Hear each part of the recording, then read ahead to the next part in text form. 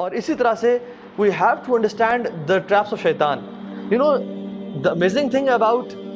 shaitan is he is very patient. وہ بہت صبر سے چلتا ہے، آہستہ آہستہ آہستہ آہستہ آہستہ آپ کو لیتا جاتا ہے، حتیٰ کہ آپ وہ ایکشن ہم لوگ کر دیتے ہیں۔ شروع میں نہیں کہے گا کہ کسی کے پاس شیطان رکھے، نہیں کہے کہ بات سنو نماز نہ پڑھو، بات سنو زنا کرو، کبھی نہیں کہے گا۔ کیا بولے گا کہ ٹھیک ہے نماز پڑھ لو، اچھی بات ہے، بہت لازمی پڑھنی ہے، نماز نہیں چھوڑ سکتے ہو، لیکن ابھی تو 3 گھنٹے پڑھے نماز کی قضا ہونے میں، ابھی تو تم یہ گیم کھیل لو یا اس دوست سے فون میں بات کر لو، وہ جو تمہارا کام ہے پریزنٹیشن بنانی ہے وہ کر لو، بعد میں پڑھ لینا، ٹائم ہے ابھی۔ اور آپ کام کرنا شروع کرتے ہیں اور گھنٹے بعد آپ کو یاد آتا ہے کہ نماز رہتی ہے،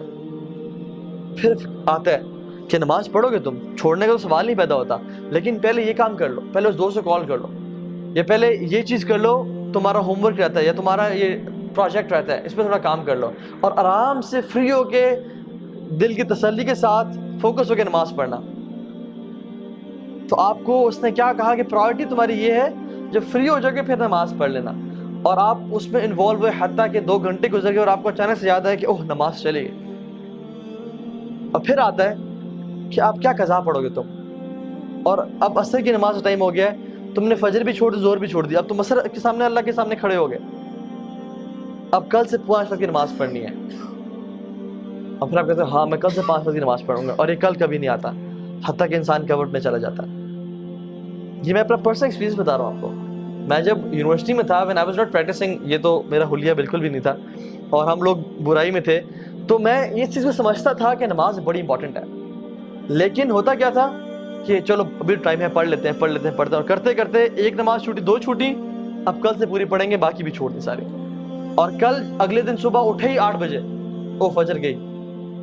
اور جب فجر گئی تو پھر اب کل سے 5 وقت کی پڑھیں گے۔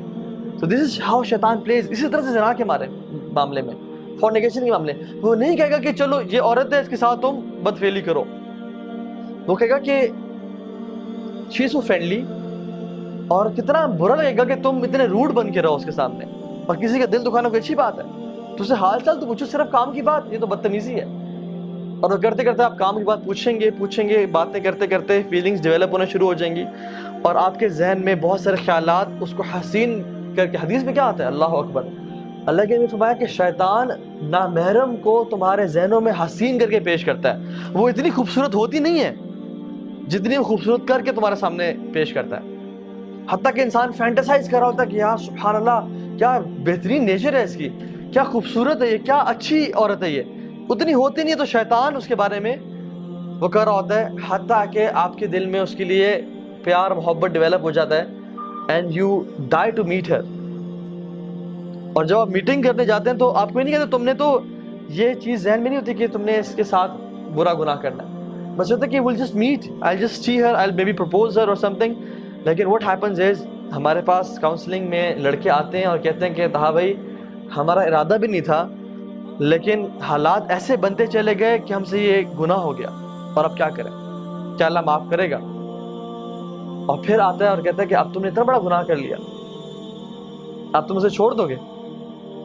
یا تمہیں اللہ تعالیٰ معافی نہیں کرے گا، تم کس طرح رب کے سامنے معافی مانگو گے؟ تم نے تو یہ پرومس کیا تھا کہ میں یہ گناہ نہیں کروں گا۔